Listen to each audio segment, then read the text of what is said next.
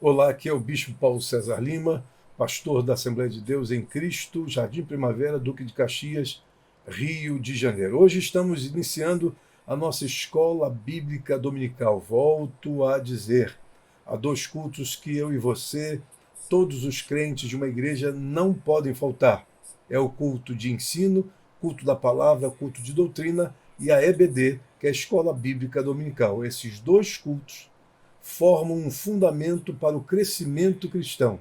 Não há como você crescer na vida cristã, no entendimento, na compreensão da palavra de Deus, para crescer, sem você participar dessas duas reuniões da igreja, que é o culto de doutrina, o culto de ensino, o culto da palavra e a EBD, Escola Bíblica Dominical. Hoje nós estaremos estudando um texto que está em Mateus, Evangelho de Jesus segundo Mateus, capítulo 16, do versículo 13 a seguir. Diz assim o texto: Chegando Jesus à região de Cesareia de Filipe, perguntou aos seus discípulos: Quem os homens dizem que o Filho do Homem é? Eles responderam: Alguns dizem que é João Batista, outros Elias, e ainda outros Jeremias ou um dos profetas. E vocês? Perguntou Jesus: Quem vocês dizem que eu sou? Simão Pedro respondeu: Tu és o Cristo, o Filho do Deus vivo. Respondeu Jesus: Feliz é você, Simão, filho de Jonas, porque isto não lhe foi revelado por carne ou sangue, mas por meu Pai que está nos céus. E eu lhe digo que você é Pedro, e sobre esta pedra edificarei a minha igreja. E as portas do Hades, as portas do inferno, não poderão vencê-la. Eu lhe darei as chaves do reino dos céus. O que você ligar na terra será ligado nos céus, e o que você desligar na terra será desligado nos céus. Então advertiu a seus discípulos que não contassem a ninguém que ele era o Cristo. Esta é a passagem que nós trazemos para você, para que a gente faça uma ponderada reflexão sobre este tema. Primeiro, eu gostaria de dizer o seguinte: Jesus se retirou aos distritos da Cesareia de Filipe. Cesareia de Filipe se encontra a uns 46 quilômetros ao nordeste do mar da Galileia. Estava fora do território pertencente a Herodes Antipas, governador da Galileia, e dentro da região pertencente ao Filipe, o tetrarca. A maior parte da população desta cidade não era judia e ali Jesus estaria tranquilo e poderia ensinar aos 12. Seu tempo estava breve, seus dias da carne estavam contados. O problema era: havia alguém que poderia entender a missão para que ele veio? Havia alguém que tinha reconhecido pelo que era e por quem era? Haveria alguém que, uma vez que ele se foi da carne, continuaria a sua obra e trabalharia para seu reino? Não cabe a menor dúvida de que se tratava de um problema crucial. Em The Land and Book, Thompson menciona não menos de 14 ditos templos nas proximidades. Tratava-se, Cesareia de Filipe, de um território cujo mesmo ar e atmosfera exalavam fôlego da antiga religião. Era um lugar à sombra dos deuses da antiguidade. Os deuses sérios não eram os únicos venerados no lugar. Perto da Cesareia de Filipe se elevava uma grande colina, e nele havia uma caverna profunda. Dizia-se que nessa caverna tinha nascido Pão, o grande deus da natureza. Cesareia de Filipe estava tão identificada com esse deus que seu nome original era Panias, e até o momento atual recebe o nome de Banias. As lendas dos deuses gregos se congregavam ao redor da cidade de Cesareia de Filipe. Além disso, afirmava-se que nessa caverna era onde surgiam as fontes do Jordão. Joséfo escreve, Flávio Joséfo: Trata-se de uma cova muito espaçosa na montanha, baixo a qual há uma grande cavidade na terra. A caverna é abrupta e prodigiosamente profunda e cheia de águas tranquilas. Por cima dela, ou por cima, se eleva uma montanha muito alta, e por debaixo da caverna brotam as fontes do Rio Jordão. Fecha Flávio Josefo. A mera ideia de que este fora o lugar de onde surgia o Rio Jordão o acalmaria de toda a história e a lembrança de todo o passado judeu. Qualquer judeu devoto e piedoso respiraria ali o ar da antiga fé do judaísmo. Mas havia algo mais. Em Cesareia de Filipe havia um grande templo de mármore branco construído à divindade de César. Tinha-o construído Herodes o Grande. Joséfo diz: Herodes adornou mais ainda o lugar, que já era muito notável, com a construção deste templo que dedicou a César. Em outra passagem, Joséfo descreve a caverna e o templo. E quando César teve entregue ao Herodes outra região mais, também construiu nela um templo de mármore branco junto às fontes do Jordão. O lugar se chama Panio, onde se encontra o topo de uma montanha imensa, e junto a ela, abaixo ou a seus pés, abre-se uma caverna. Dentro dela, um precipício espantoso que descende de maneira abrupta a uma profundidade imensa. Contém uma enorme quantidade de água, que está imóvel, e quando alguém faz baixar algo para medir a profundidade, não há corda que alcance.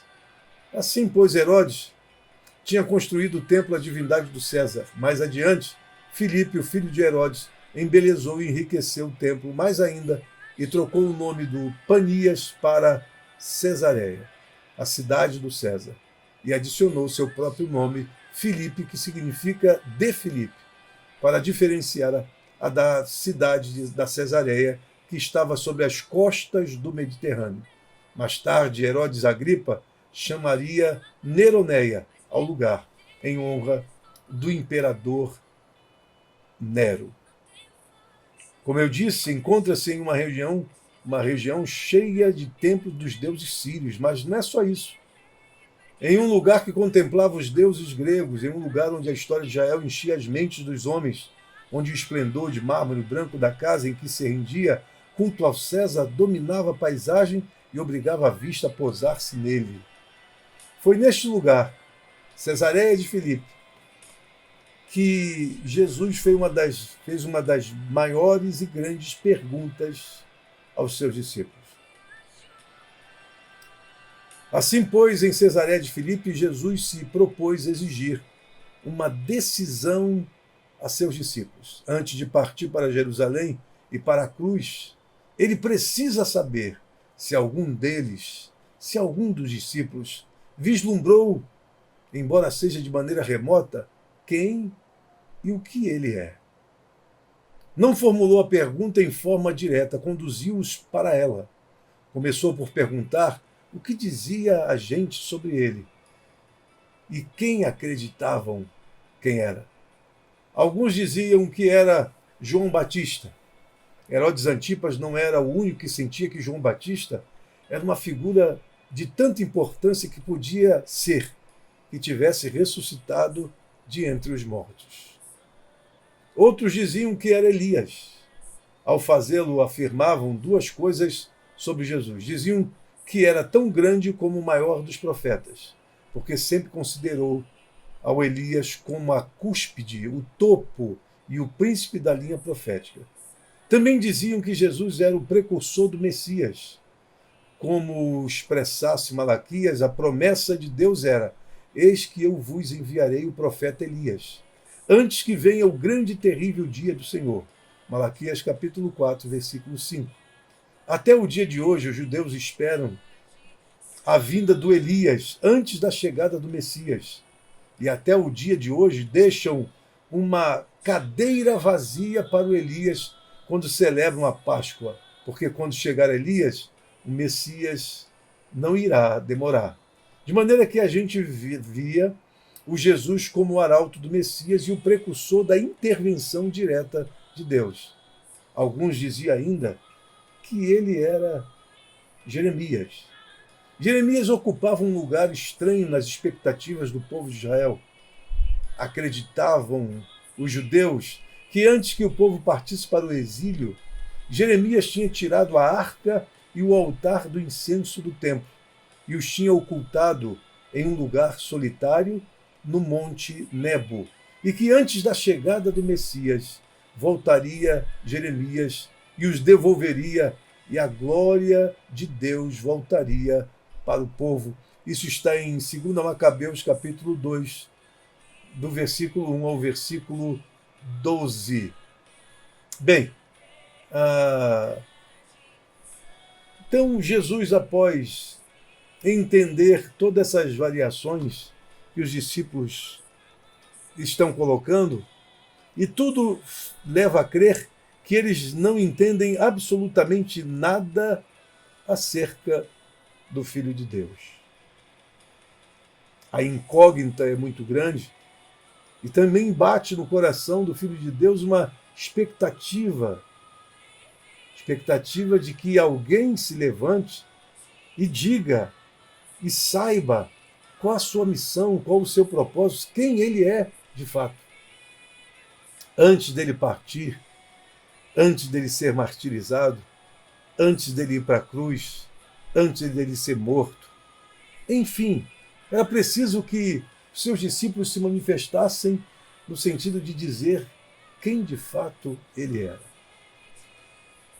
Não existe coisa pior para qualquer líder quando este se desgasta, se exaure para mostrar um ideal, para mostrar um alvo, para mostrar uma meta, para mostrar um objetivo.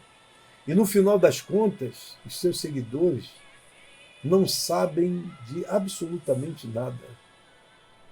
Não têm a mínima noção de quem é o líder e qual o propósito por trás de tudo quanto ele realizara.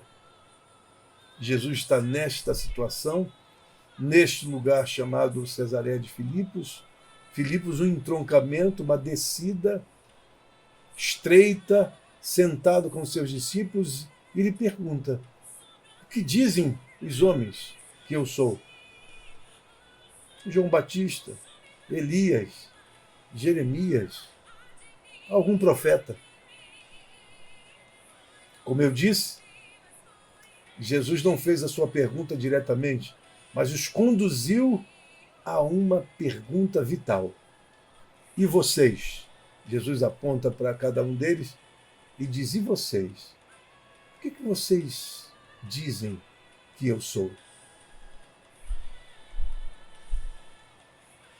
Eu poderia dizer que, não obstante aquele grupo dos 12 estar e fazer uma caminhada com Jesus, uma verdadeira cruzada de vida, não obstante aquele grupo ter visto milagres de Jesus, ter ouvido ensinamentos extraordinários da parte de Jesus, ter presenciado intervenções feitas pelo Filho de Deus, não obstante eles terem estado lado a lado com Jesus diante de milagres extraordinários, até a ressurreição, não obstante tudo isso, ninguém saberia responder a Jesus quem ele era, de todo aquele grupo. Mas, repentinamente, após essa pergunta, alguém se levanta, e quem é ele? É Pedro, e diz: tu és o Cristo, o Filho do Deus vivo. Tu és o Cristo, o Filho do Deus vivo. E Jesus então se volta para Pedro e diz: bem-aventurado tu és, Simão Barjonas. Mas o que tu falaste nada mais é do que uma revelação do meu Pai que está nos céus. Porque esta revelação não é tua.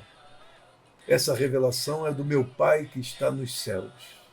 Isso é muito importante. E aí, nós ficamos parados justamente nessa questão quando nos voltamos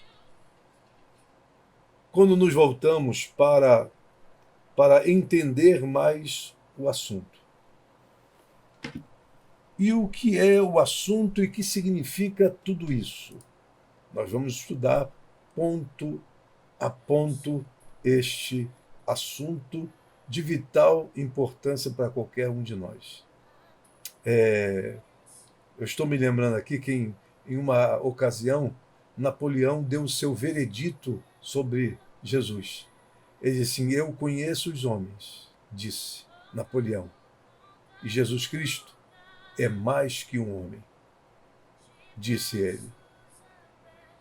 Não cabe a menor dúvida de que Pedro não pudesse dar qualquer explicação teológica acerca de Jesus. Mas o que ele disse foi revelação do Senhor. Eu me lembro aqui que quando Pilatos perguntou a Jesus se ele era o rei dos judeus, a resposta de Jesus foi: diz você isto por si mesmo, ou lhe hão de dizer outros por mim? Esta passagem é uma das que mais provocam tormentas nas interpretações do Novo Testamento. E existe uma razão. Por exemplo, a Igreja Católica Romana entende esse texto no sentido de que Pedro, melhor dizendo, foram entregues as chaves que admitem ou excluem os homens do céu. E que lhe foi dado poder de absolver ou não a qualquer pessoa de seus pecados. Quer dizer, esse foi o entendimento que a Igreja Católica teve desse versículo, que o poder foi dado à Igreja nesse sentido. Mas nós divergimos completamente dessa palavra, porque não é isso que o texto está dizendo. O texto está dizendo uma outra coisa, totalmente diferente.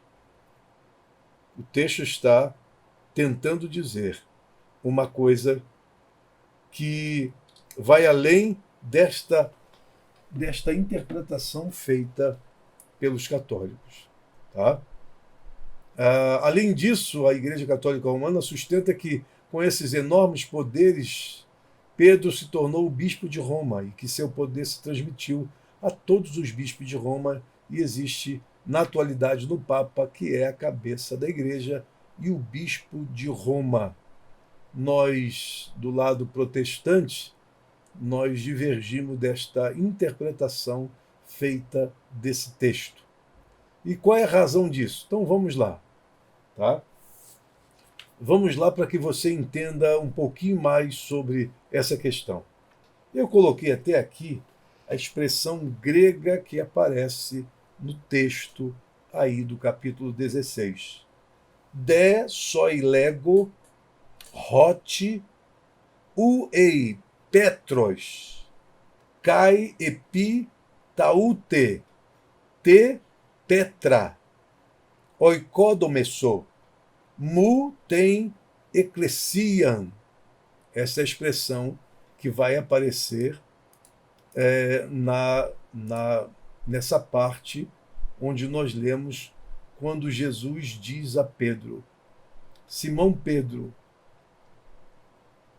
lá no versículo, deixa eu ver aqui, versículo de número 18. E eu lhe digo que você é Pedro, sobre esta pedra edificarei a minha igreja, e as portas do Hades não poderão vencê-la. Eu li no grego até minha igreja. E eu lhe digo que você é Pedro, e sobre esta pedra edificarei minha igreja. De soilego hoti ouei Petros, kai epi taute te petra, oikodomesso, mu ten ecclesiam. Tá? Então você tem dois termos gregos aqui, que é o termo Petros e que é o termo Petra. Tá? Então, vamos lá. Em grego, Pedro se diz Petros. Tá? E rocha se diz Petra. Então, por aqui, já está definido que Jesus não está falando que Pedro é fundamento de qualquer coisa. Porque Pedro é Petros. Quem é Petra, que é rocha, é Jesus. Então ele diz. Tá? O nome de Pedro, agora tem um outro lado que a gente precisa entender. Por exemplo, o nome de Pedro em aramaico é Cefas. E tal é o nome aramaico para rocha. Em ambos os idiomas, nos encontramos diante de um tremendo trocadilho. Apenas Pedro fazia seu grande descobrimento e confissão. Jesus lhe diz: Tu és Petros, e sobre esta pedra edificarei a minha igreja. Tudo indica que ele está usando o termo hebraico kahal, em termos de congregação, de família, de comunidade, nesse sentido. Então, o que, na verdade, a gente pode inferir? Bem, há muitas pessoas lendo o grego sem entender um pouco desse trocadilho, já que a palavra cefas também pode significar rocha, geralmente as pessoas caem numa interpretação simplista, dizendo o seguinte: Petros significa pedrinha, significa fragmento, significa quase que pó de terra. Ou seja, Jesus queria dizer que Pedro não seria absolutamente nada. E que Petra quer dizer rocha. Mas essa é uma interpretação muito simplista, porque o texto em si, ele abre um parâmetro muito maior para a nossa interpretação. Então vamos tentar ser mais correto possível nessa questão. Primeiro, vamos atentar para uma coisa. Devemos começar por assinalar que, além de qualquer outra coisa, a palavra implica um enorme louvor. Jesus está fazendo um enorme louvor a Pedro. E não é uma metáfora estranha ou insólita no pensamento judeu. Os rabinos aplicavam a palavra rocha a Abraão, por exemplo. Tinham dito: quando o santo viu Abraão que estava por erguer-se, disse: Tenho descoberto uma rocha, Petra, sobre a qual posso fundar o mundo. De maneira que chamou Abraão rocha. Chamou Abraão rocha. E por isso se diz: olhe a rocha da qual saíste. Abraão era a rocha sobre a qual se fundou a nação e o propósito de Deus. Mais ainda, a palavra rocha aplica-se uma e outra vez ao mesmo Deus. Ou seja, a palavra rocha também, biblicamente falando, se aplica ao próprio Deus. Ele é a rocha, cuja obra é perfeita. Deuteronômio 32, versículo 4. Porque a rocha deles não é como a nossa rocha. Deuteronômio 32, 31.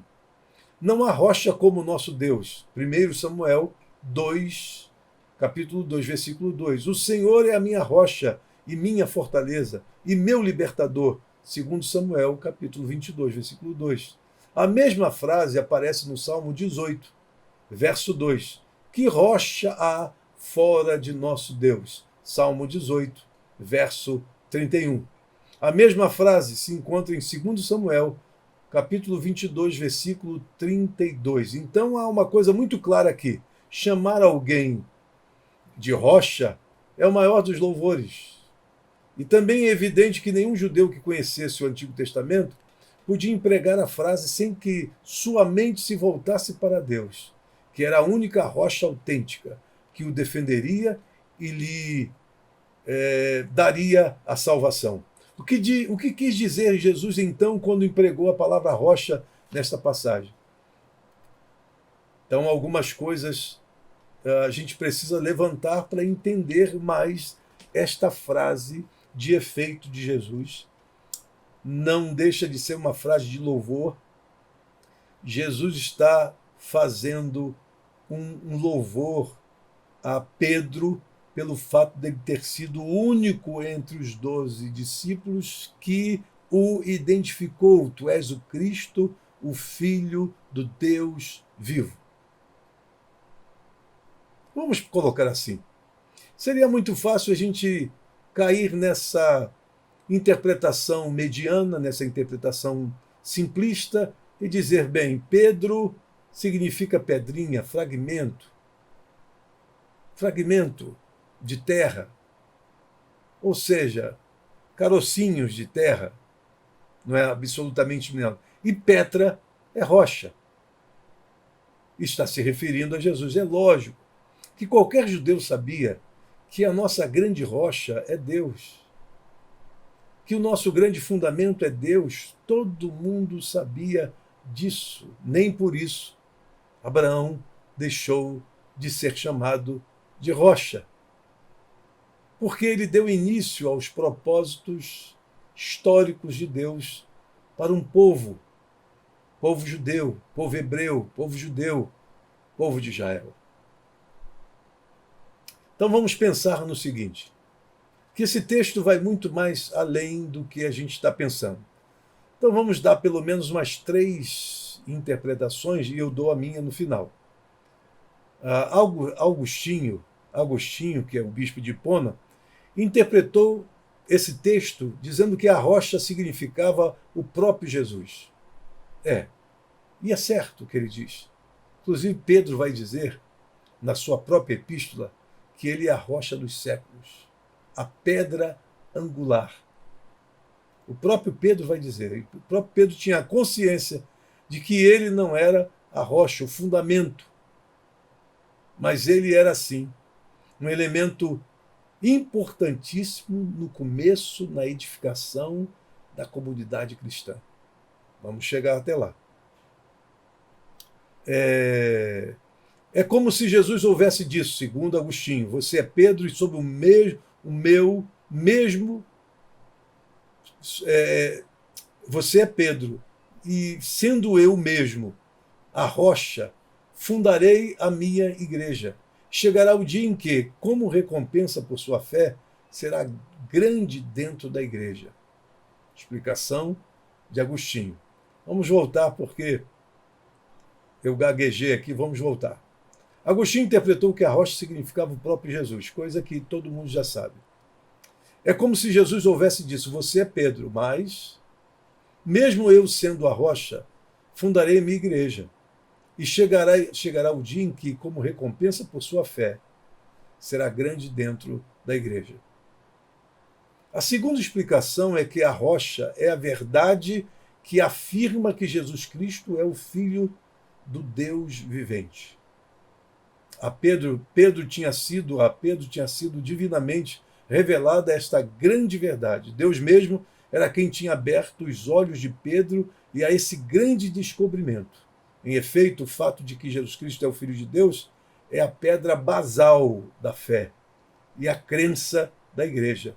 Sobre essa grande verdade se funda a igreja pelos séculos dos séculos. A explicação sustenta que a verdade divinamente revelada de que Jesus é o Filho de Deus é o único fundamento sobre o qual se apoia a igreja.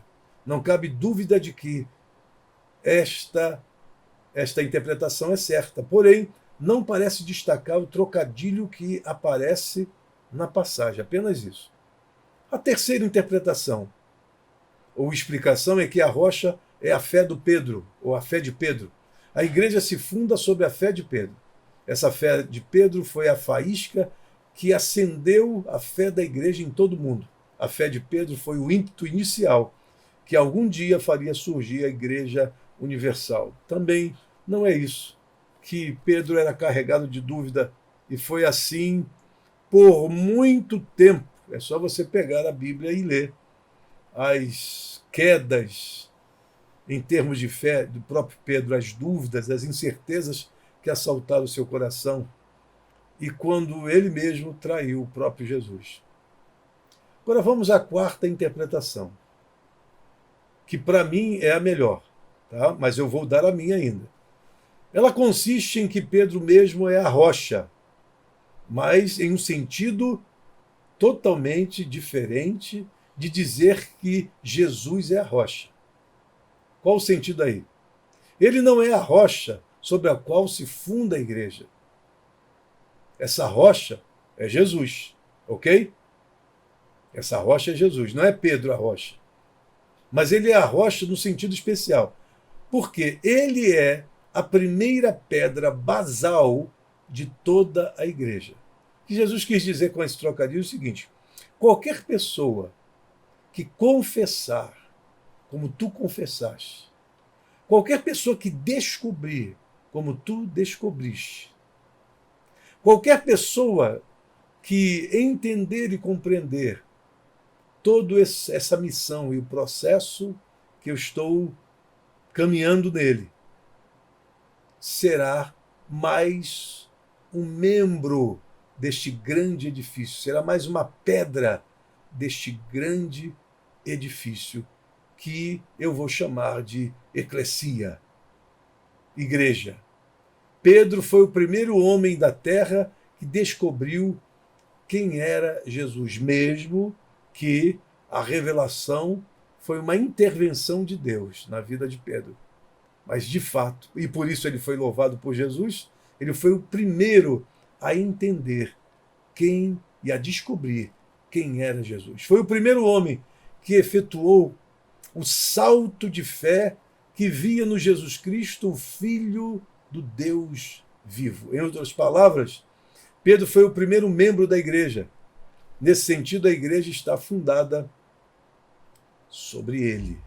Nesse sentido apenas, a igreja está fundada sobre ele. É um sentido especial. Não tem nada a ver do fundamento da igreja, que é o Cristo. É como se Jesus houvesse dito a Pedro: Pedro, você é o primeiro a compreender quem sou eu. Portanto, é a primeira pedra, a pedra fundamental, o princípio mesmo da igreja que fundou. Ou seja, ele é a rocha, ele é a pedra basal, ele é a pedra fundamental, porque ele é o primeiro a compreender quem foi Jesus. Apenas isso. Ou seja, com isso, duas coisas aqui caem por terra. Primeiro, a interpretação bombástica da igreja, que coloca Pedro como o primeiro papa. Não, não é assim. Não é desse jeito. Nós divergimos completamente desta ideia.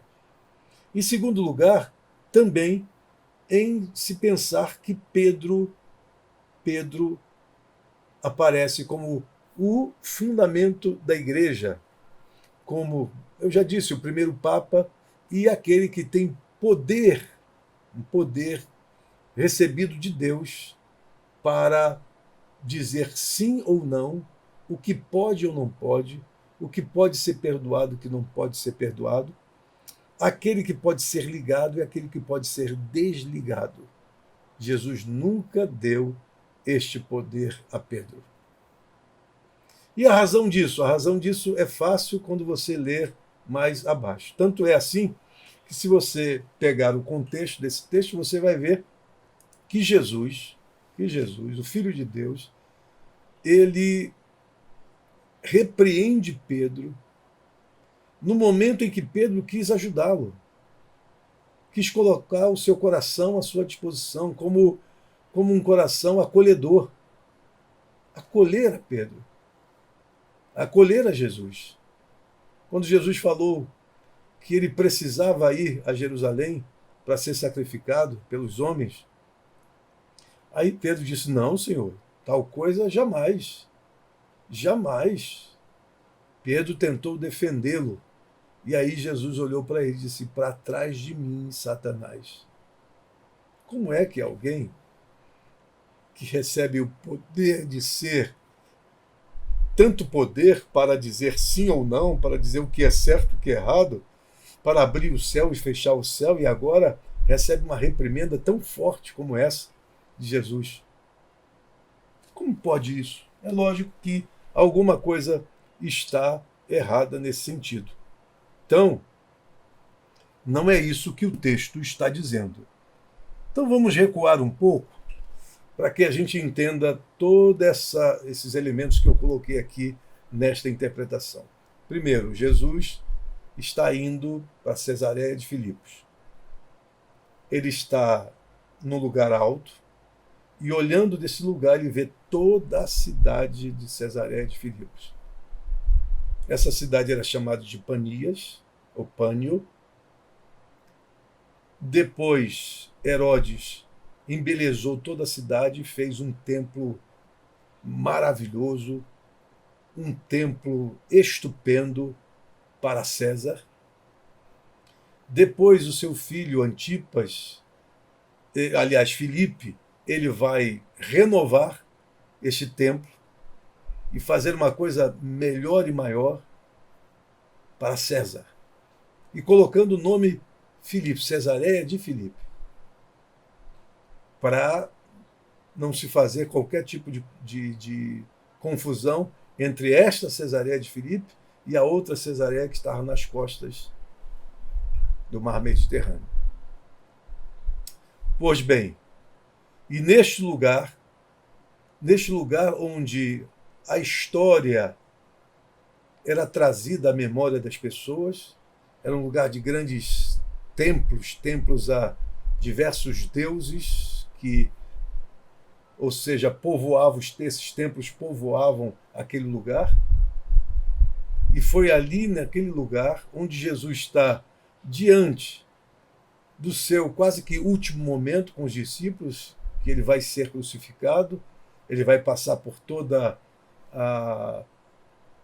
o ato de expiação, e não vai ser uma coisa muito fácil. Então ele chama os seus discípulos para ver se há um entendimento de tudo o que ocorreu e a quem ele vai deixar dar o seu legado para continuar a sua história, para continuar a pregação das boas novas, a pregação do reino de Deus. Então ele, em vez de fazer uma pergunta direta, ele faz uma pergunta indireta para provocar realmente os discípulos para chegar ao ápice da coisa, que é perguntá-los: e vocês? O que vocês dizem que eu sou? E aí Pedro se levanta diante das colocações feitas anteriormente, porque tu és João Batista, tu és Elias, tu és Jeremias, ou tu és um dos profetas. E até então todos passaram batidos com relação à pessoa de Jesus, porque parece que eles estavam vendo Jesus apenas como intermediário do Messias. Como um Elias, um Jeremias, qualquer coisa assim. Mas não era de fato o Messias, mas preparava o caminho para que ele chegasse. E aí foi quando Pedro, num lampejo de revelação de Deus, ele diz, ele afirma, ele assevera, ele declara: tu és o Cristo, o Filho do Deus vivo. E diante dessa declaração, Jesus ficou tão impactado que ele começa a louvar a Pedro, dizendo: bem-aventurado és tu, Simão Barjonas, porque não foi a carne e o sangue que te revelaste, mas meu Pai que está nos céus. É alguma coisa grandiosa, alguma coisa que foge à compreensão humana, é alguma coisa para além do nosso entendimento. Foi o meu Pai que está nos céus que tu revelaste. O que tu tens dito é uma coisa grandiosíssima, para além da tua própria compreensão. E aí é quando Jesus diz a Pedro: tu és Pedro, ou seja, tu és Petros. Tá aqui, expressão grega. De soi lego, roti uei Petros. Kai epi taute te Petra, oikodomesso, mu tem ecclesiam, ou seja, tu és Pedro. Petros, alguma coisa, uma pedrinha, algo fragmentado, que se esfarela facilmente. Mas sobre esta Petra, rocha, edificarei a minha igreja, a minha casa, esse carral.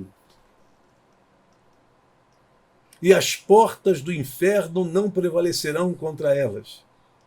Portas era um lugar onde os anciãos se reuniam, onde o conselho da cidade se reunia para julgar questões da cidade. É um lugar onde se julgava. E se tornou um lugar, um conselho de poder, que Jesus está dizendo o seguinte, porque até os judeus acreditavam que quando as pessoas morriam, iam para o Hades. Mas o que Jesus está dizendo é que este poder não prevalecerá contra a comunidade de Jesus. Então, o que eu quero dizer é que quando você coloca aqui Petra no grego, é pedrinha, é fragmento, é algo que se esfarela, e Petra é rocha, é muito fácil você chegar à conclusão que o texto está dizendo que Pedro não é o fundamento de absolutamente nada. Mas que Jesus é, porque, inclusive, o pronome demonstrativo esta mostra que ele está falando dele mesmo. Sobre esta pedra. Sobre essa pedra e sobre aquela pedra. Quando ele diz sobre esta pedra, ele está dizendo sobre mim mesmo. Então, pedra, aí, Petra, no grego, rocha, quando a gente faz a tradução, a verdade é Jesus, e todos sabem disso. Como eu coloquei, os judeus tinham esse conhecimento, eles tinham essa noção. Por quê? Porque em vários textos do Antigo Testamento, Deuteronômio, Salmos, você tem Deus como rocha, fortaleza. Então os judeus sabem que rocha é Deus. É lógico. Mas também os judeus entendiam uma outra coisa. Por exemplo, eles entendiam que Abraão era um fundamento, era uma rocha para os judeus. Porque é a partir dele que todo o propósito de Deus histórico para o povo de Israel aconteceu. Então, nesse sentido especial, a rocha, eles chamavam Abraão de rocha. Só que Abraão não era o fundamento do povo judeu. O fundamento do povo judeu era Deus, a rocha. Não uma rocha como tu. Já dizia Israel. E o outro lado que eu coloquei é que a palavra Cefas, no aramaico, quer dizer rocha. Então você tem um trocadilho. E esse trocadilho mostra que a coisa é muito mais ampla do que a gente imagina. O que Jesus queria dizer também nesta passagem, que deixa estar bem claro que ele é o fundamento de tudo, a nossa Petra, mas que também, nesse louvor que ele faz a Pedro, ele o coloca como um fundamento no sentido especial, que ele, que foi o primeiro a descobrir que Jesus Cristo é o Filho do Deus vivo, ele se torna a primeira pedra neste grande edifício que Deus está fundando, edificando nesse instante. Ele não é a pedra, ele é a primeira pedra que está em cima deste fundamento que é a Petra, a rocha. E Pedro entende isso porque ele fala na sua epístola, chamando Jesus de a rocha dos séculos, a pedra angular, a pedra que os edificadores rejeitaram. Pedro entendia muito bem isso, os judeus também entendiam, os discípulos também entenderam esta colocação do próprio Jesus. Nós que temos a gente fica com medo de dizer alguma coisa que está na Bíblia. Então o entendimento é esse.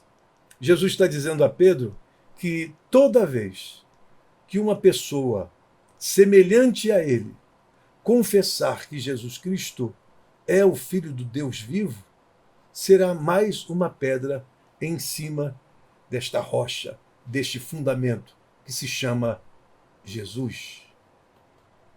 Ok? Então, não há base nenhuma, tá? Embora esse louvor a Pedro, esse entendimento de que Pedro é a primeira pedra, porque ele foi o primeiro a descobrir que Jesus é o Filho de Deus, do Deus vivo, tá? Não há nenhuma possibilidade de você tornar Pedro aí o Papa, ou dar tanto poder a ele que ele tenha a condição de dizer quem entra e quem não entra no céu, o que é certo, o que é errado, aquele que vai ser ligado e aquele que vai ser desligado. Não, não. Nós divergimos completamente dessa posição, até porque no próprio texto se mostra Pedro tanto frágil, que após dizer isso, após declarar, após asseverar que Jesus Cristo é o Filho de Deus vivo, ele comete um erro tão grotesco que Jesus o coloca tão distante, dizendo que ele está possuído. Para trás de mim, Satanás. Foi o que Pedro ouviu de Jesus quando este tentou ajudá-lo. Mas como o discernimento do Filho de Deus é uma coisa muito fina, ele encontrou na palavra de Pedro uma tentação violentíssima. E disse: para trás de mim, Satanás. O que eu quero dizer com isso? E agora que vem a parte que eu acho mais importante no texto, é que desta feita, porquanto esta palavra é o que ela deixa bem claro que nesse instante, o que Jesus está dizendo para Pedro e está dizendo para nós é o seguinte: Pedro, tu és essa pedra especial, esse fundamento desta nova comunidade, deste novo carral. Ou seja, Pedro é a primeira pedra deste grande edifício que se chama Igreja de Jesus Cristo, o novo Israel. Assim como Abraão, ele foi uma pedra especial, chamada até de rocha, por ele ter iniciado o processo histórico do povo de Israel, assim também Pedro, nesse sentido, ele é a primeira pedra que começa todo esse processo do início de uma nova comunidade que nasce a partir de agora, que é o novo Israel de Deus, Carral, a Igreja de Jesus Cristo. Compreende isso? Aqui está mais do que claro. E olha que Mateus, vamos ressaltar isso, olha que Mateus era extremamente judeu. Inclusive, todo o Evangelho de Jesus, segundo Mateus, é Mateus tentando aproximar todas as personagens do Antigo Testamento, todas as verdades do Antigo Testamento, à pessoa de Jesus Cristo. Todo o tempo. Mateus, ele, por ser judeu, ele vai otimizar essa questão e vai fazer verdadeiras analogias entre o grande líder Moisés e o próprio Jesus. Mas neste ponto aqui, Mateus teve que escrever exatamente o que aconteceu e o que faz Jesus. Jesus começa uma nova comunidade. E essa nova comunidade está fundamentada, e eu volto àquela explicação de ser a verdade de que Cristo é o Filho de Deus, o Filho do Deus vivo, e centrados nesta verdade, fundamentados nessa verdade, a igreja está. E essa verdade diz o seguinte: qualquer um, de qualquer nação, de qualquer etnia, de qualquer povo, de qualquer grupo social, qualquer um que confessar que Jesus é o Cristo, descobrir isso na sua própria vida, na sua própria experiência pessoal, como Pedro descobriu, este fará parte desta comunidade, fará parte deste novo Israel, que é a Igreja de Jesus, que Paulo vai dizer lá na sua epístola, que de ambos os povos fez um. Ambos os povos? Que povos? Judeus e não judeus. Fez um. Igreja. A igreja é formada de judeus e não judeus. Quando eu digo não judeus, é todos os povos, etnias e grupos sociais que estão espalhados pela terra. Todos aqueles que descobrirem quem é Jesus na sua própria existencialidade, este fará parte. Inclusive, Paulo vai nos chamar de pedras vivas. A igreja não é constituída de tijolos, porque tijolos são iguais. A igreja é constituída de pedras vivas, porque pedras são diferentes umas das outras. Você entende o que eu quero dizer? Esse estudo é fantástico para você corroborar com todas as ideias que vêm depois, logo a seguir, nas epístolas paulinas, excetuando, é lógico, a primeira epístola que foi o primeiro escrito do Novo Testamento. Excetuando essa epístola, todas as demais epístolas que já vieram com este entendimento. E os evangelhos apenas reproduziram este entendimento de uma maneira extraordinária, porque eles receberam a informação de uma fonte como a fonte Q, e depois a fonte de Marcos, que é uma fonte marcante também, para falar e biografar a vida de Jesus da forma mais inteligente. E quem foi inteligentíssimo ao fazer a biografia de Jesus, ao redigir, foi Lucas, porque Lucas, além de receber todas essas informações naturais que Mateus recebeu, ele fez uma pesquisa voluntária, pessoal, espontânea, e agregou ao que já existia muito mais elementos. Então, o que eu quero dizer para você é que esse texto é fundamental, é fundamento para a gente dizer que hoje nós vivemos à expensa de um novo Israel de Deus, que se chama Igreja de Nosso Senhor Jesus Cristo, ou esta verdade bacilar, que Jesus é o Cristo, o Filho do Deus vivo. Ele é o Messias. A coisa foi tão forte que depois de tudo que Jesus falou, ele disse: não conte a ninguém que eu sou o Messias. A outra parte, quando Jesus disse que tudo que ligares no céu será ligado na terra para Pedro, dando a ele a chave do reino, nós vamos comentar no outro momento, numa outra escola dominical, porque tem muita coisa para se dizer aí também.